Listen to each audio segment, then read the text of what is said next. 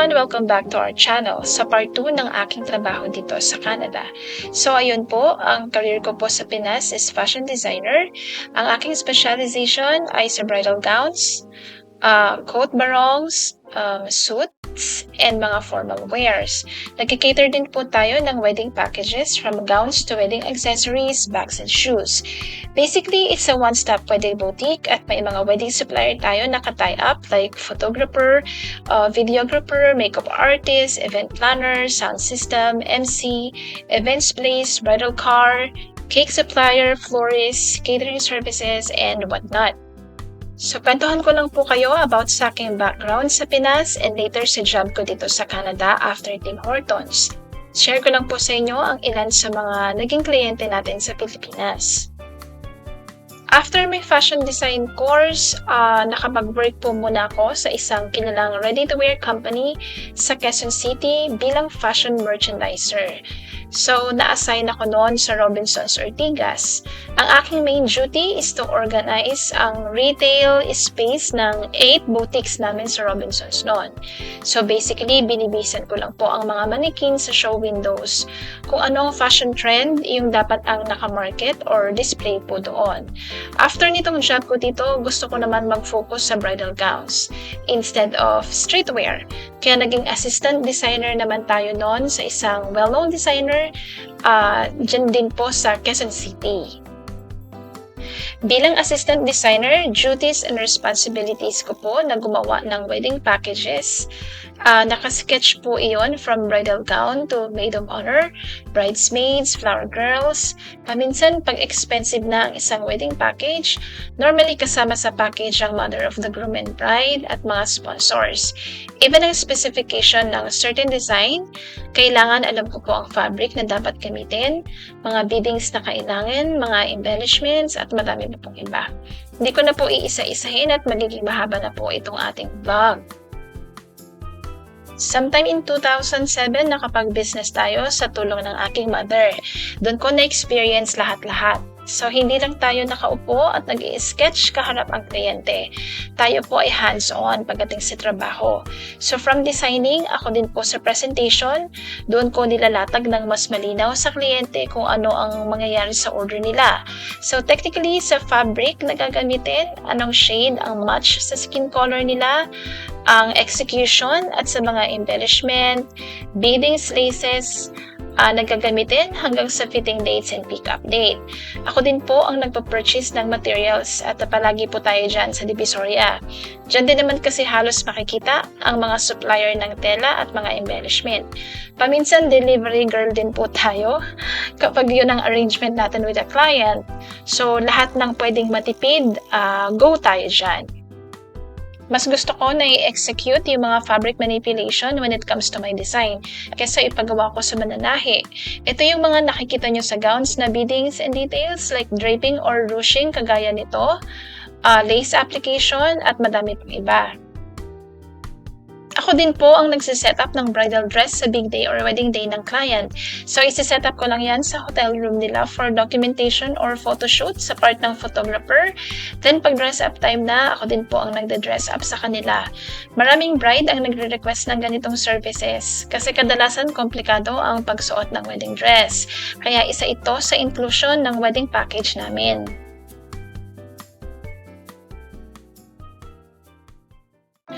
Tayo din ay naiimbitahan sa mga pa-sponsorship sa mga fashion show kagaya po nito.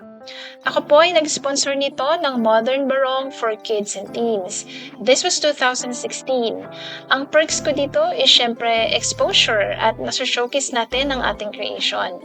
Plus na isasali ko din ang aking only son at a tender age. Siya po ay 4-year-old pa lang, rumarampa na. Bilang nanay, naniniwala din kasi ako na malaki ang magiging contribution nito sa kanyang childhood. Hanggang sa nag-decide na po ako na mag-freelance na lang po muna dahil sa mga personal na kaganapan sa aking buhay. Sa mga referrals na lang po ako tumatanggap ng client. From 2021 to 2023, nai-invite din po tayo ng De La Salle Green Hills to do talk session para sa mga students nila ng dressmaking. Ito po ay online. Yun ang pinili ko kasi hassle sa akin ang in-person nung mga panahon na yun kasi COVID times pa din. At kadalasan natatapat ang schedule kapag ako naman ay nasa Baguio City. Basically, ang mga naging topic ko dito ay patungkol sa fashion sketching, garments manufacturing, at iba pa.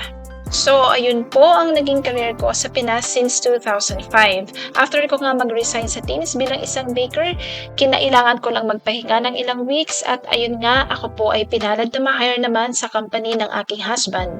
Ako po ay napunta sa manufacturing industry, napakalayo sa fashion industry. So, ako po ay isang production line worker or factory worker. Wala akong idea sa ganitong job pero nabigyan tayo ng pagkakataon na maging part nga ng company. At sobrang thankful po ako dito. Malayo sa experience ko, oo. And honestly, hindi madali ang trabaho. Pero I take it as a blessings, kaya na-enjoy ko yung bawat sandali ko sa company. Papasok ako nito at kasabay ko yung ka-work ko, nilalakad lang namin papasok ng work. Mga around 6 minutes mula dun sa aming tirahan. So, malapit din lang naman siya. Mabilis din ang naging process sa pag-apply ko sa company ni husband. Nag-email lang siya sa HR para sabihin na i-refer nga ako. Then after a week ata nun, pinapunta na ako sa office para kausapin ng HR. Nag-ready tayo sa isang matindihang interview, question and answer. Pero hindi ganun yung nangyari.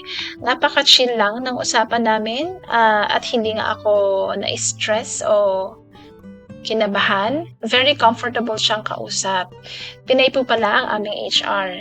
So ayun, natuwa naman ako na na-hire ako. Binigyan ako ng 2 weeks na training sa day shift noon, Monday to Friday, 7 in the morning until 3 p.m. Bago ako ilagay sa shift na ni-request ko. Maisingit ko lang din, maganda yung company namin kasi priority din nila yung spouses ng mga empleyado nila. Kaya madami din dito yung mag-aasawa na magkakatrabaho, magkakamag-anak, ganun. Ang mga hininging requirements sa akin ay social insurance number, work permit, void check, passport, Medicare. Lahat po ito ay in-email ko lang po sa HR. And by the way, sa mga di pa po nakakakilala sa amin, si husband po ang aming principal applicant at under po kami ng NBPNP Skilled Worker Stream.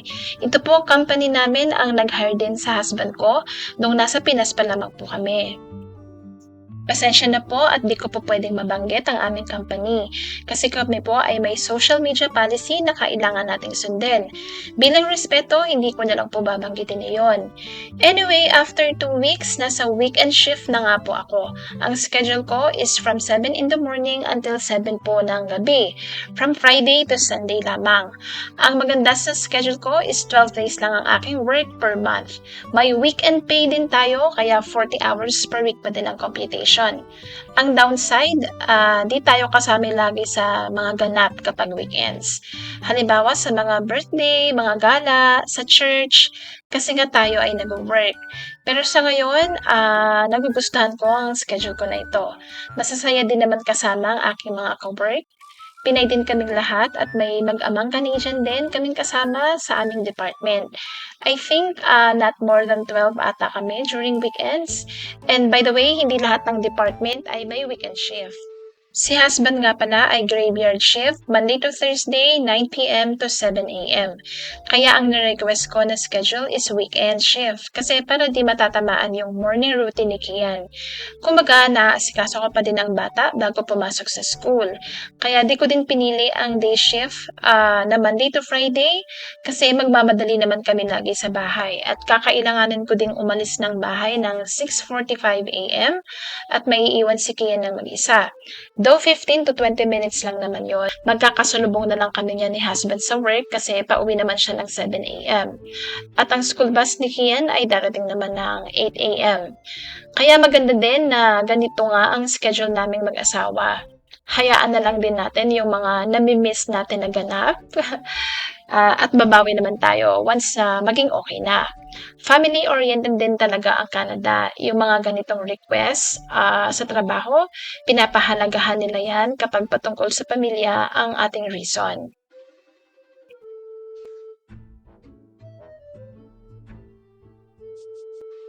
May mga nagtatanong din sa akin kung madali lang daw ba ang trabaho ko bilang factory worker. Honestly, hindi po. At never ko pong na-imagine na magagawa ko yung ginagawa ko sa work.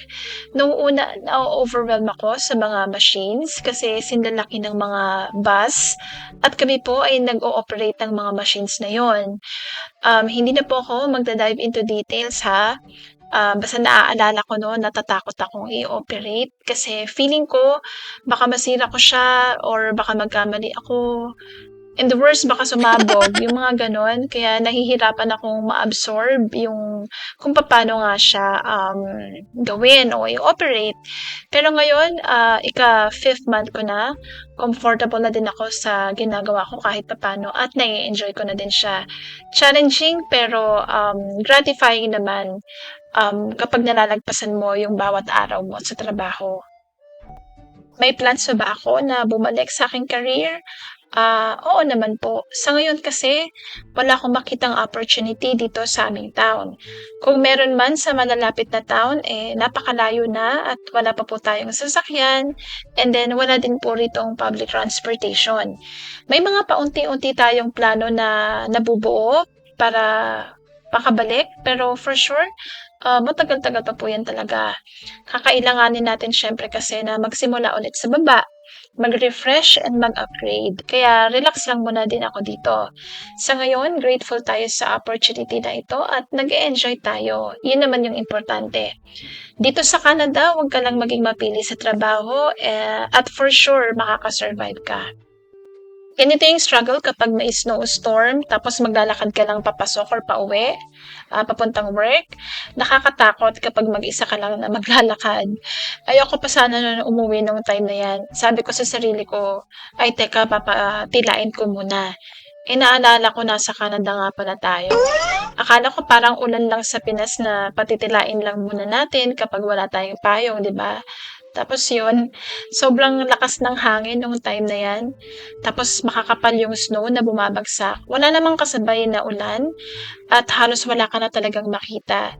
So, at some point nagze-zero visibility. Mas malala 'to kaysa sa first snowstorm na na-experience ko noon nung nasa teams pa lang po ako. At ganyan na nga nung kinagabihan. Madaming nagsasabi na di extreme ang winter time ng 2023 at maswerte daw po kami na dumating kami ng ganitong panahon. So that's it for today's video. I hope nag-enjoy po kayo. See you on the next one. Good luck po sa mga may application na dito sa Canada at sa mga nagpaplano pa lang mag-Canada. Huwag po tayong susuko kasi sa tamang panahon, ibibigay din yan sa atin.